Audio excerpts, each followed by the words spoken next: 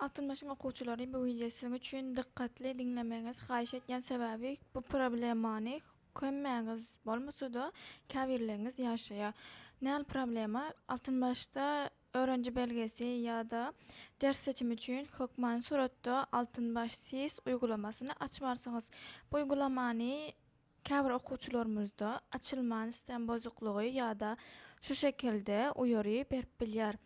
Bu ýagdaýda näme etmelisiz? Elbetde kaýda işlemleri eden binaňyza gidip aşakdan birinji gaty düşýäňiz. Bu birinji gatda mali işler diýip kapydan girýäňiz we telefonumda uygulamany açyp bilmeýän diýip aýtýaňyz. Başga ýerlerden soramaň, başga ýerler size ýyl töleňiz ýatyrmaly, onu etmeli, muny etmeli diýip gaty kän zat aýtýarlar we siziň kelläňiz bulaşýar.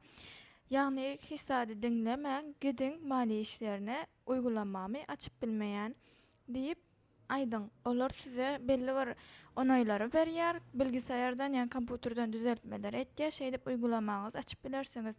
Bu hemmäňizde däl, ýöne öz altınmaşda okuyanlar programmasyny açmagy sinanşyň. Ele problema çyksa okuwa hukman gidip düzeltiň. Sebäbi siz öğrenci belge talap edip bilmeýäňiz, ders seçim edip bilmeýäňiz, ýyl tölek edip bilmeýäňiz.